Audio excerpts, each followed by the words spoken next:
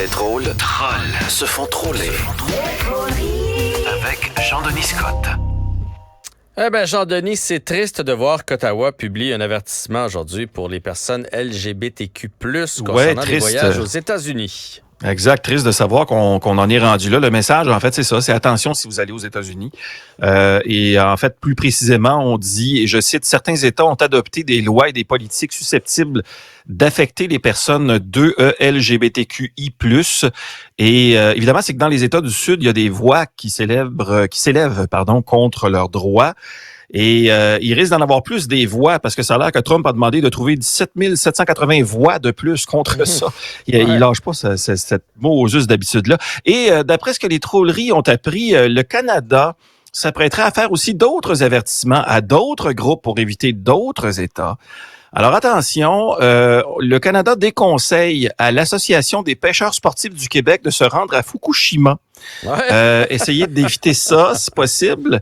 Là on déconseille des aussi versements d'eau. Ouais.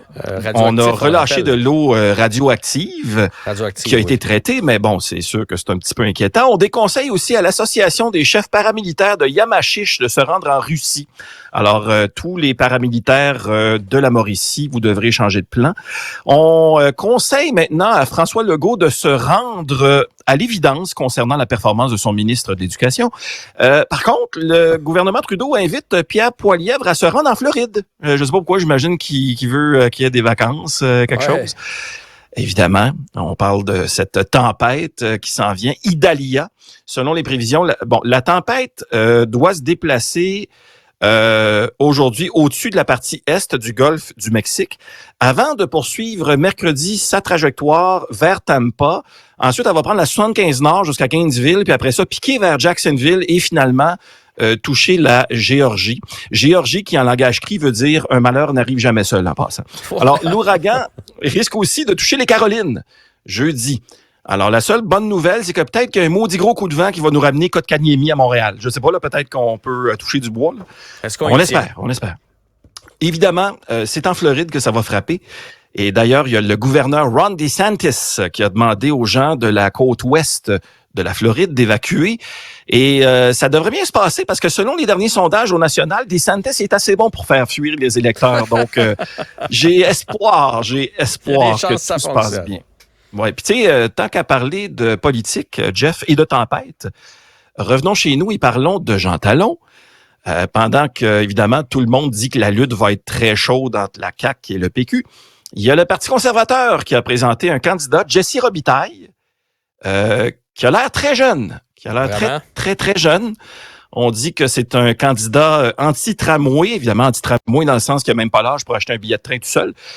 Robitaille dit qu'il va tenter quand même de gagner l'élection, sauf si les bureaux de scrutin ferment passé 8 heures parce qu'il faut qu'il aille faire un gros petit dodo. Autre observation, Éric Duhem et Bernard Drainville, même combat. Celui d'avoir au moins un adulte par circonscription, c'est pas facile. On essaye fort. Pas besoin d'être qualifié, mais au moins être un adulte. Ben évidemment, Duhem le sait que les chances de son parti sont pas très, très fortes de remporter Jean Talon.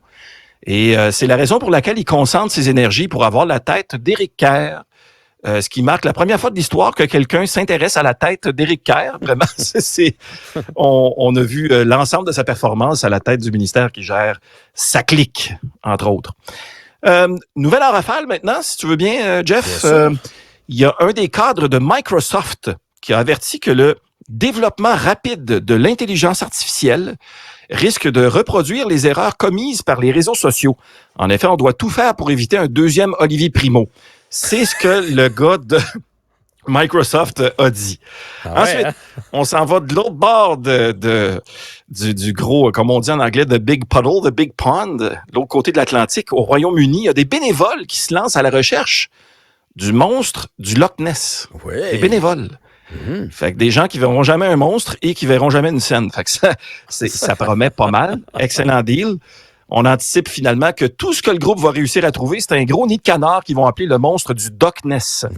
Il y a une panne informatique majeure maintenant qui a entraîné la suspension de la production de 14 usines du géant Toyota au Japon aujourd'hui. Le manufacturier Nippon affirme qu'il ne soupçonne pas que c'est une cyberattaque pour le moment. Par contre, il y a un sous-contractant qui aurait été aperçu en train de renverser dans un ordinateur le contenant d'un verre sur lequel était écrit Fukushima dessus. C'est une rumeur. Ça se peut que vous ayez des Toyota qui brillent dans le noir. On verra la suite. Là, quelle heure il est là? 17h15 à peu près. Est-ce que vous vous apprêtez à aller à la table? Si oui, je m'en excuse. Il y a des médecins en Australie qui ont annoncé qu'un ver, et là je parle d'un ver dans le sens de ver dans une pomme, là, un ver donc, parasite qui généralement est plus à l'intérieur des serpents dans ce cas-là, a été découvert pour la première fois sur un être humain, extrait vivant et se tortillant du cerveau d'une Australienne pendant une intervention chirurgicale. Mais selon ce que mes recherchistes ont pu découvrir, l'histoire s'est avérée inventée de toutes pièces. En effet, on a découvert que le médecin qui avait découvert un ver dans la tête avait un ver dans le nez.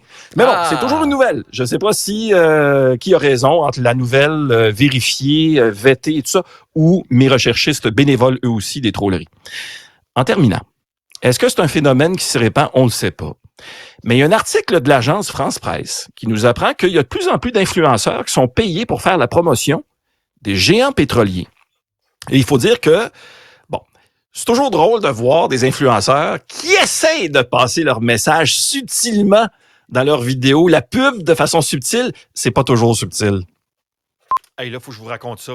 L'autre fois, je revenais du Petro-Canada. Mon père m'a demandé de nettoyer une gouttière. Fait que là, je suis monté dans une échelle pendant que mon frère la tenait. Puis là, le maudit, il dormait au gaz. Fait qu'elle est tombée. Hey, pendu après la gouttière. Toi, je te dis que j'ai lancé un SOS. Puis il s'est sauvé. Hey, je te le dis, si jamais je le pogne, mon frère, il est ultra mort. Ah ouais. Ben, moi, je les ai pas Je les ai tout eus, là. Mais non, c'est sûr. Il te manquait pétrole, Maurice. Oui, c'est ça, Pétro-T, j'ai pas réussi. Salut, Jean-Denis. Bye. L'émission de Jean-François Barry est aussi un balado. Écoutez au moment qui vous